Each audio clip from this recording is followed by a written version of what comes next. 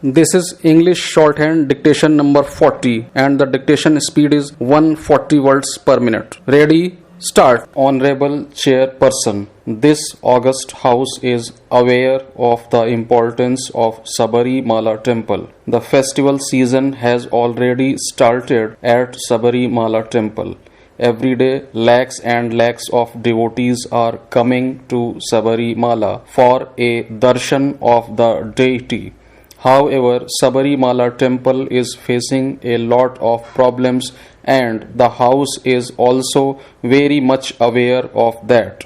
More than 4 crore devotees come to Sabarimala shrine every season. The government of Kerala had requested the Ministry of Environment and Forests of the Government of India to hand over sufficient forest land in that area so that lakhs and lakhs of devotees visiting Sabarimala temple can be facilitated. The entire surrounding area is a forest area, therefore it is not possible to accommodate the pilgrims at present. The Honorable Minister of State in the Ministry of Home Affairs is very much aware of this problem because majority of the devotees are coming from the state of Andhra Pradesh. I would request the Ministry of Environment and Forests to hand over sufficient land for the development of Sabarimala. The Sabarimala temple is included by the Ministry of Tourism of the Government of India in its list of pilgrim centers. The Government of India promised an allocation of Rs 100 crore for the development of Sabarimala, but that amount has not been released so far. Another important subject is Sabari Rail project. The Vajpayee government had announced a Sabari Rail project to provide connectivity to devotees who visit Sabarimala from various parts of the country. Unfortunately, that railway line is yet to be completed. The work on the project is still going on very slowly. The Ministry of Railways is asking the state government to contribute its share for the project.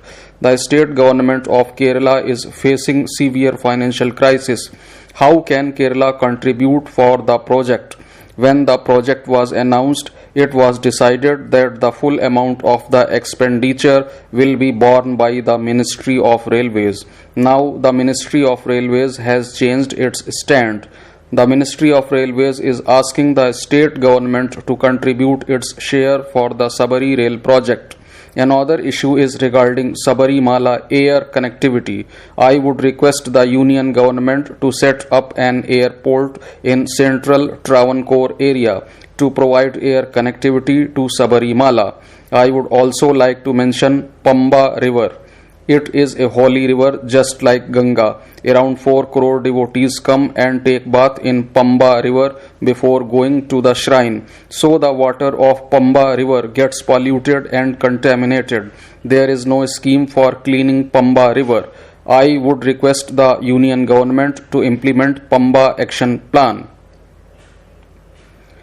Honorable Speaker, Sir, I am going to speak on an important issue about one of the major problems of almost all the women in the world.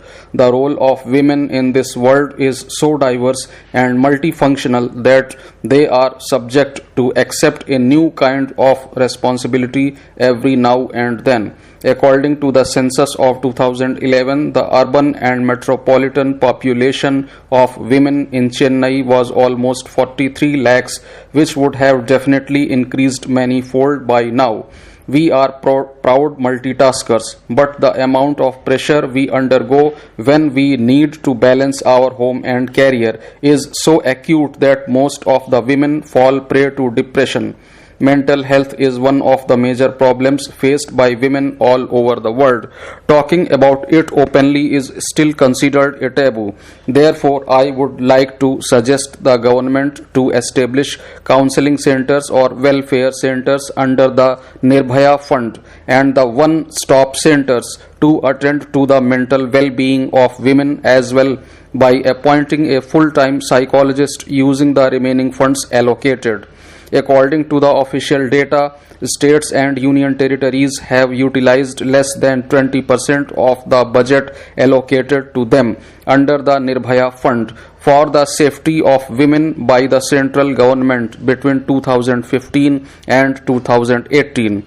Additionally, I would like the government to urge the states to establish more one-stop centers in Chennai, as there is only one such facility for more than 40 lakh women residing in Chennai, especially in my South Chennai constituency, which is a big one. Therefore, I would request the Minister of Women and Child Development to take the suggestion and implement it as early as possible.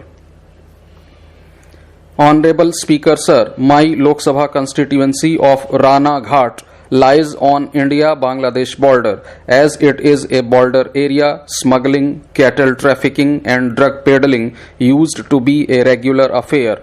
At present, because of the stringent actions taken by the central government, the situation is a bit under control. However, every day 200 to 300 cows are detained and transferred to the temporary camps, but there is no proper arrangement for their upkeep, medical treatment or fodder.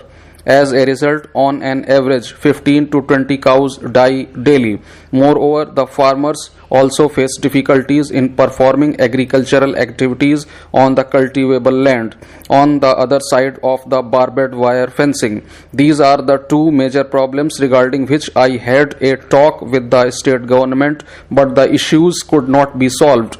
There is lack of proper system to take care of these cows and to feed them. The central government must take appropriate steps to stop such untimely deaths of cattle. It should also issue special permanent permits to the agriculturists to cross over the border to undertake farming activities. This will prove to be extremely beneficial to the common people of the region. Honorable Speaker Sir, the Government of India had rolled out the Goods and Services Tax from July 2017.